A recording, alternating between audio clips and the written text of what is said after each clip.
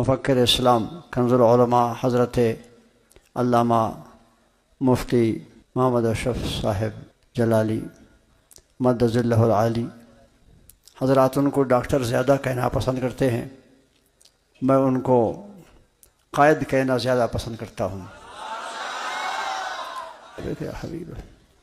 اس لیے کہ doctor P H D degree حاصل کرنے والے ہر طبقے میں ملتے ہیں، لیکن قائد کوئی بنتا ہے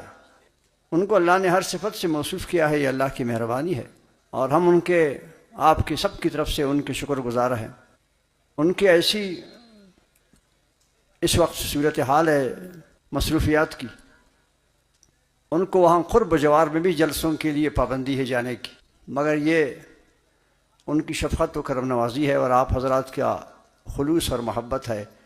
کہ ان رکاوٹوں کے باوجود وہ آپ کے سامنے تشریف فرما ہے۔ دکھ ہوتا ہے کہ ایک اسلامی ملک کے اندر ایک اسلامی اور مذہبی سربراہ کے لیے اس طرح کی پالیسی اپنانا اور ان کے لیے دینی کام میں رکاوٹ پیدا کرنا، مشکلات پیدا کرنا، یہ ظلم کی انتہا ہے۔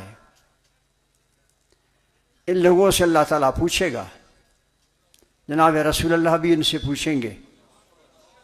اہل بیت اطہار بھی ان سے پوچھیں گے۔ ہم یہاں سے گئے تھے کہ حضرت سے ملاقات کریں گے جیل میں، وہاں سننے میں آیا کہ جی ملاقات کی کوئی گنجائش نہیں، آپ واپس جائیں۔ تو یہ آزمائشیں آتی ہیں اور یہ امام ربانی کی سنت ہے، یہ ہمارے مجدد الفسانی امام ربانی رحمۃ اللہ تعالی علیہ کی سنت ہے۔ وہ بھی ایک کلمہ حق ادا کرنے کی خاطر جیل میں رہے،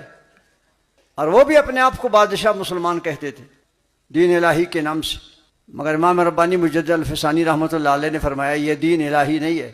یہ دین شیطانی ہے، میں اس کو نہیں مانتا۔ آپ نے جیل کی صعوبتیں کاٹی، بالآخر فتح اللہ نے آپ کو ہی دی۔ جناب جلالی صاحب مدد اللہ العالی نے بھی کوئی کسی کا جرم نہیں کیا ہے، انہوں نے بھی کلمہ حق کہا ہے۔ کلمہ حق کہنے پر ان کے ساتھ کسی کو ضرورت نہیں ہے کہ سامنے بیٹھ کر حق کو باطل ثابت کر سکے۔